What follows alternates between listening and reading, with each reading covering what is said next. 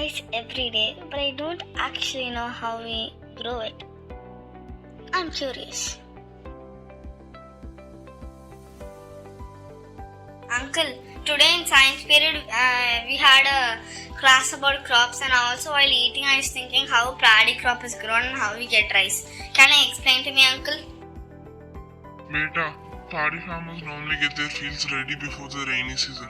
The rainy season is the season in which water is available in large amounts without any effort. So in this season, it's very easy to grow crops. Furthermore, many crops are used to growing in the rainy season, so it's better to grow crops like paddy in the rainy season.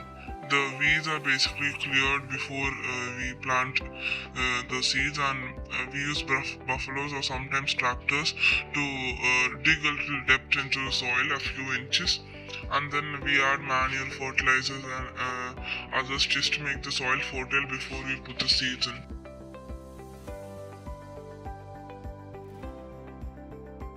Then after that, basically what we do is we grow seeds in these small pots in a nursery type of area, a nursery for plants, and here we grow them for 40 days until they become seedlings, and they start to come out of their seed and sprouts come out.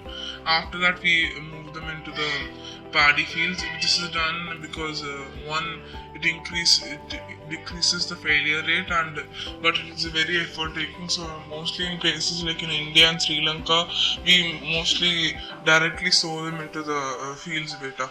This is because it's much easier to do, but the failure rate is higher. That is one issue. And this whole process is called transplanted.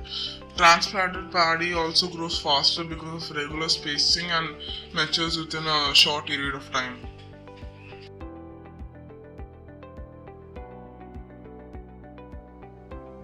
After that, we give regular maintenance to the crops because it's very important in order to get a good yield, and occasional weeding around once a month or sometimes even more common, and thinning out of more crowded patches. This helps keeps the crops proper and helps get a better yield because all the crops will get proper nutrients that we plant us. And we also have to regularly check the level of water. That is because water is a very important and vital thing for all living organisms, including plants.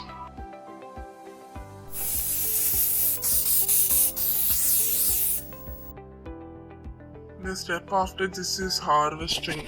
Harvesting is something most of you have already learned, and I am pretty sure that you also have learned this because it's a very common topic that you learn in schools.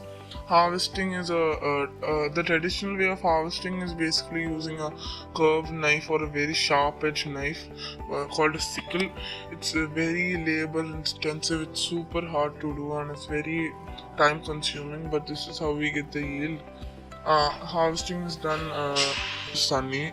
Mechanical combines or mechanical machines are used now and then. That's all, folks.